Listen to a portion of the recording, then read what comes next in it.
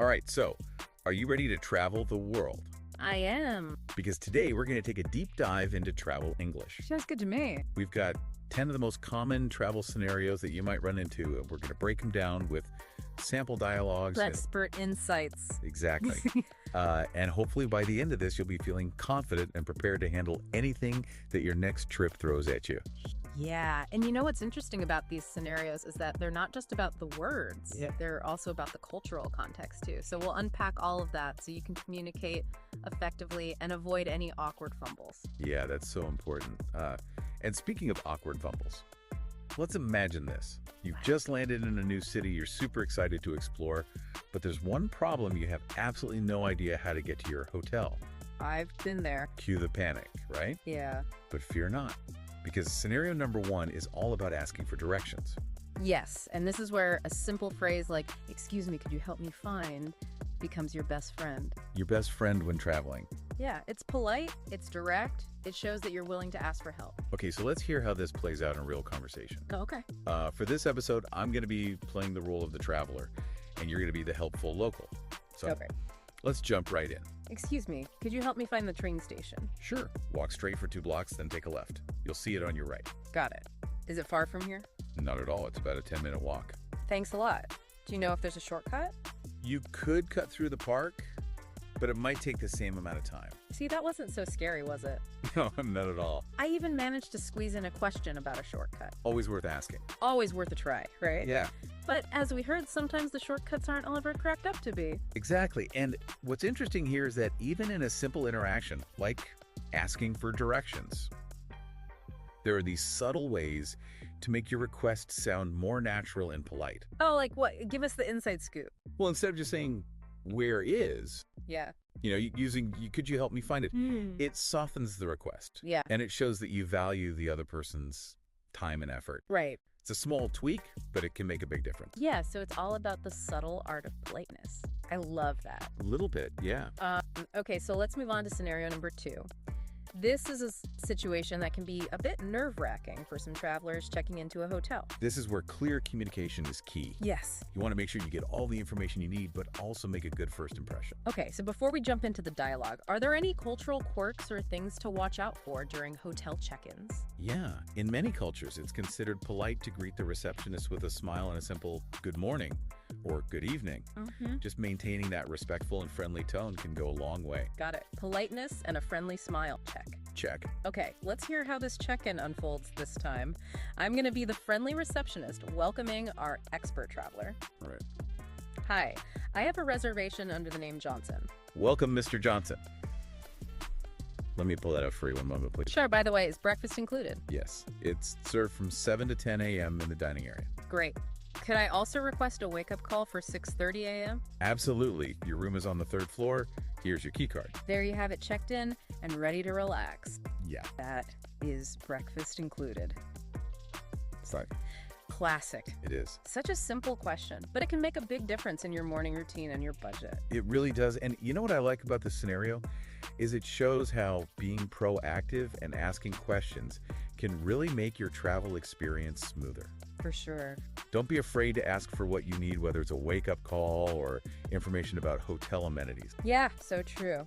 Take charge of your travel experience. All right, are you ready for scenario number 3? Let's do it. This one's all about one of my favorite travel activities. No, me too. Ordering food. Yes, the culinary adventure. This is where things can get really interesting because food is so deeply intertwined with culture. It really is. Even ordering a simple dish can sometimes feel like navigating a whole new language. Yeah, absolutely. But with a few key phrases and a willingness to try new things, you can have some truly delicious experiences. For sure. All right, so in this scenario, we've got a traveler ordering the pasta special, and there's a line that I think is crucial for avoiding any unwanted surprises on your plate. Does it come with a side salad?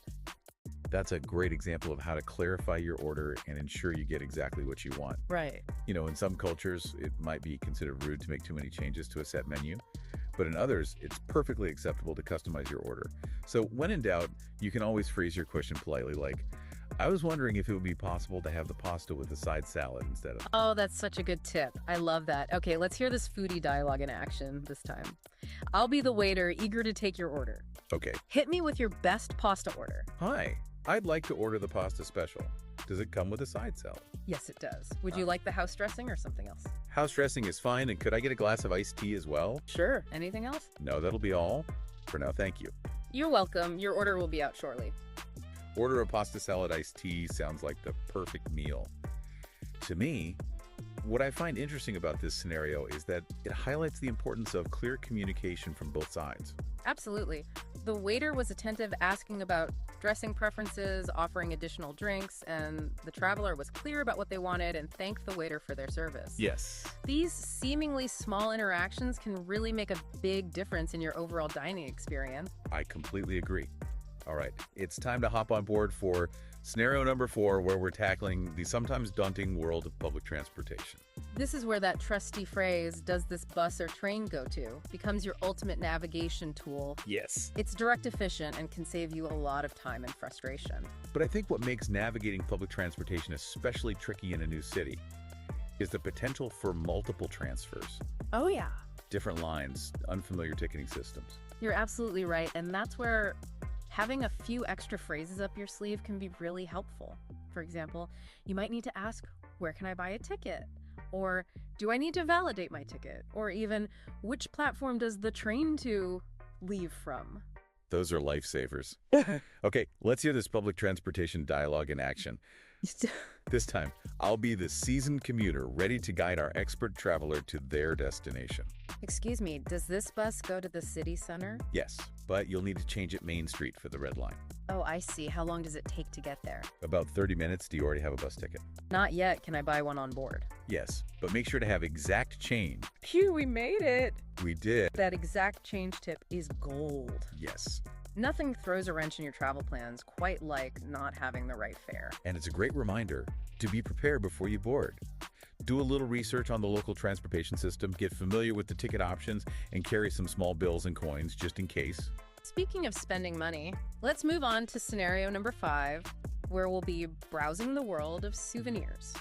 Souvenirs are a wonderful way to remember your travels and share a piece of your experience with others. Yes. And let's face it, who doesn't love a little retail therapy while on vacation? Absolutely. Yeah. So in this dialogue, our traveler is asking the classic question, "How much is this?" Right. But what I think is particularly interesting about this scenario is the art of haggling, Ooh, especially in certain cultures. that's a great point. Haggling can be a fun and rewarding experience, but it's essential to be respectful and understand the local customs. Right.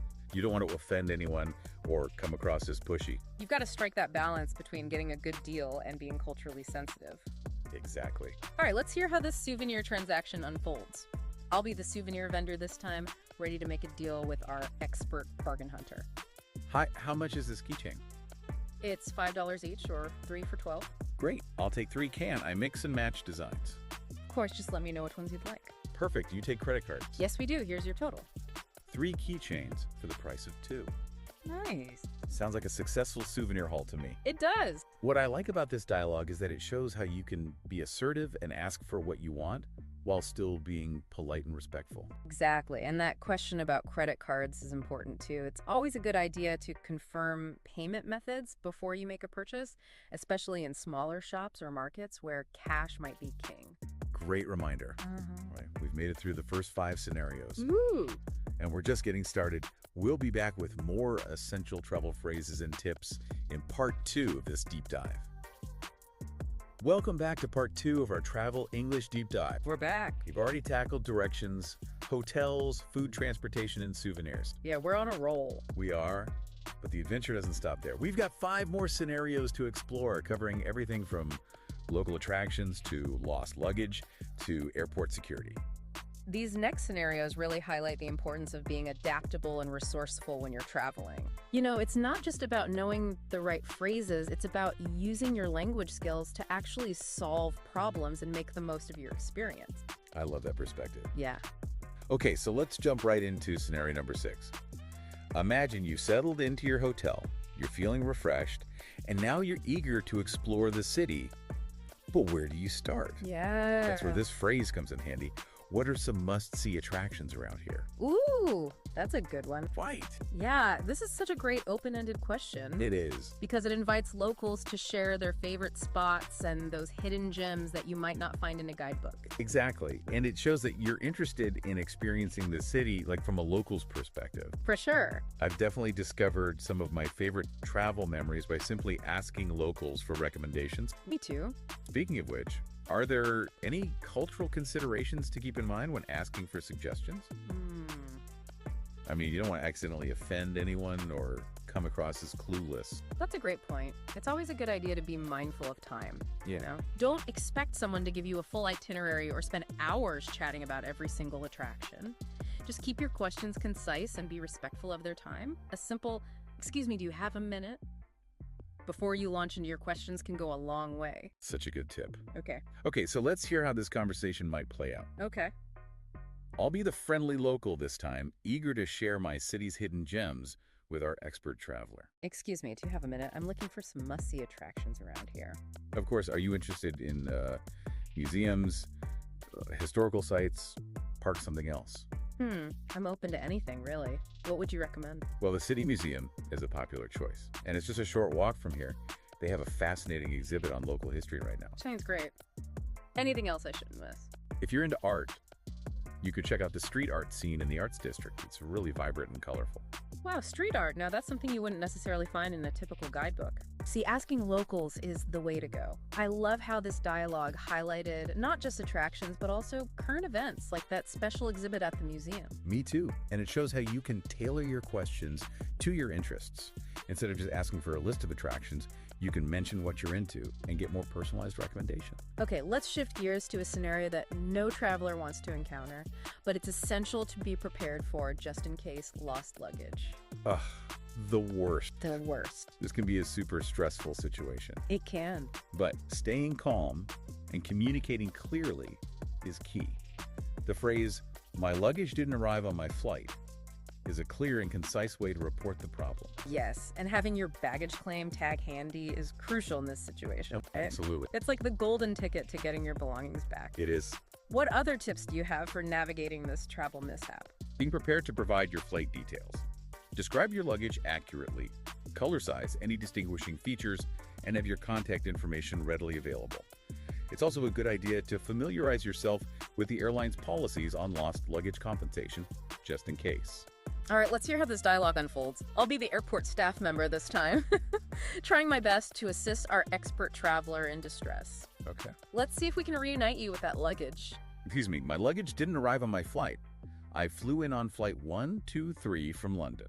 I'm so sorry to hear that. Do you have your baggage claim tag? Yes, here it is. It's a black suitcase with a red stripe. Okay, let me enter this information into the system. We'll track your bag and do our best to locate it as soon as possible. Thank you. Can I get an update by phone or email?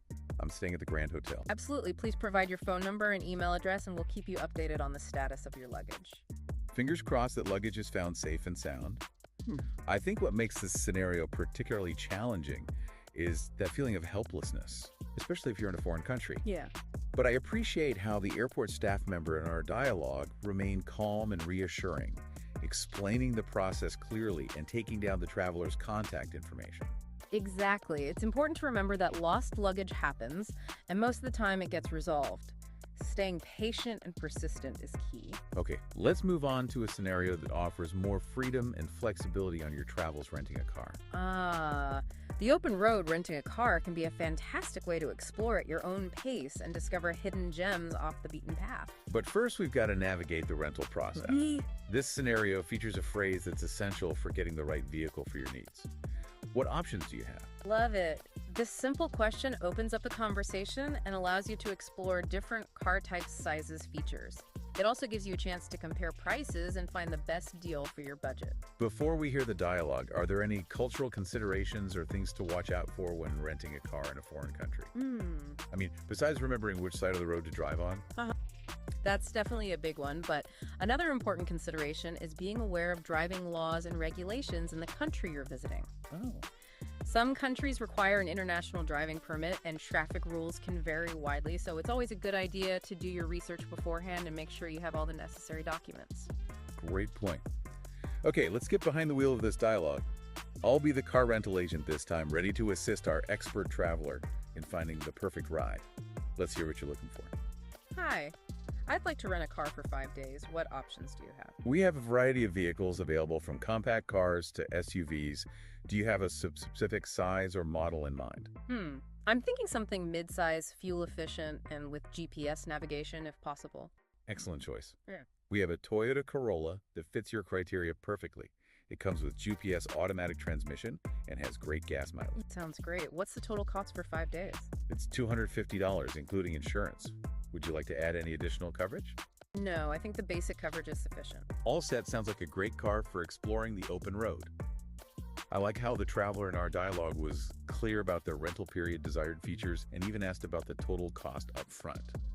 That's smart planning. Absolutely. It's important to gather all the information before you commit to a rental. And speaking of planning ahead, let's move on to our next scenario, which is all about booking a tour.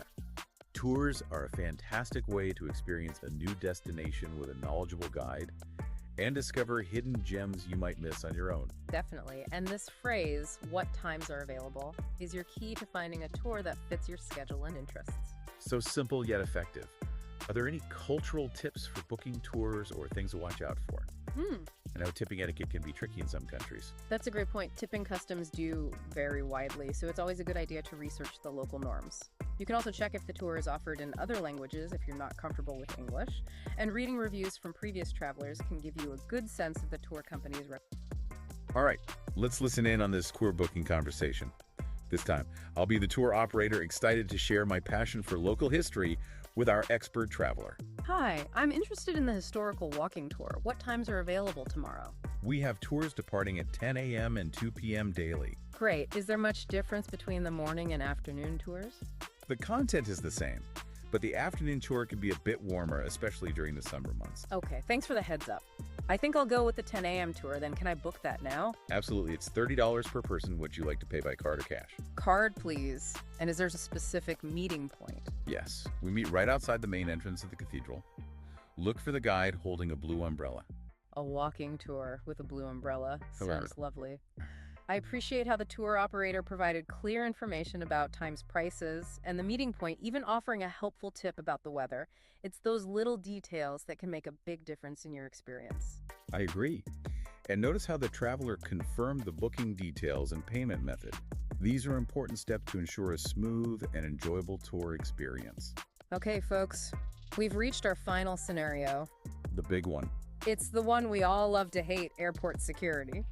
But with a bit of preparation and the right phrases, you can navigate this hurdle with ease. The key is to be clear, concise, and respectful of security personnel. They're just doing their job to ensure everyone's safety. Absolutely. This dialogue features a question that's on everyone's mind as they approach the security line. Do I need to remove my shoes and laptop for screening? It's always better to ask than to assume. Security regulations can vary from airport to airport, and they can change frequently, so it's wise to clarify the procedures. Okay, let's hear how this interaction might play out. I'll be the security officer this time, guiding our expert traveler through the screening process. Let's see if you can make it through without a hitch. Excuse me, do I need to remove my shoes and laptop for screening? Yes, please place them in separate bins, and please remove any liquids or gels from your bag and place them in the bin as well. Okay. Are my keys and wallet okay to stay in my bag? Yes, but please make sure any large electronic devices are removed and placed in a bin. Got it, thanks. Safe travels. Yeah. I think this scenario highlights the importance of paying attention to instructions and asking clarifying questions if you're unsure about anything. The security officer in our dialogue was clear and direct, but also helpful in answering the traveler's questions. Exactly. And remember, airport security can be stressful for everyone involved, so a little patience and understanding can go a long way. Now that we've covered all 10 scenarios, let's move on to our final thoughts and some exciting recommendations for those who want to take their English skills to the next level. All right, so we've made it. We have 10 common travel scenarios. Done. A whole bunch of essential phrases, and I'm hoping a boost of confidence for all of our listeners out there. Yeah. Ready to use their English on their next adventure. But before we wrap up, I want to hear your top 3 most useful phrases for travelers. The ones that you think everyone should have in their back pocket. Ooh, that's a tough one. It is. There's so many good ones, but if I had to choose just 3, I'd go with, excuse me, Could you help me? Okay, What times are available? good one. And of course, is breakfast included? Classic. Those are real workhorses for any traveler. Those are excellent. I love those choices. They're practical, they're polite, and they can be used in so many different situations. Yeah. For me, it's got to be, is it far from here? Good one. Do you take credit cards? And, well, let's be real. My luggage didn't arrive on my flight. Oh yeah, you got to be prepared for that. You got to be prepared for anything. For sure. Speaking of being prepared, if you're feeling inspired to take your English skills to the next level, I got to give a shout out to our amazing sponsor, UncleV. His YouTube channel is an incredible resource for English learners of all levels. It is. I especially love his Road to Native Speaker series. It's packed with tips and tricks to help you sound more natural and fluent, which is so important when you're traveling and want to have those genuine interactions with people. You can find a link to UncleV's channel in the episode description. Make sure to check it out, especially that Road to Native Speaker series. I promise you won't regret it. It's a game changer. It is. But before you head over to UncleV's channel, I want to leave you with a final thought. What is the most rewarding or maybe even the most challenging aspect of using English while traveling for you? That's a great question for me. It's those moments when you connect with someone from a different culture, even if you don't share a common language. A smile, a gesture, a few simple phrases can go a long way in building those bridges and creating those truly memorable travel experiences. So well said. It's those human connections that make travel so enriching. So keep practicing your English. Embrace the adventure and don't be afraid to step outside your comfort zone. Who knows what amazing experiences are waiting for you. Until next time. Happy travels, everyone. Happy travel.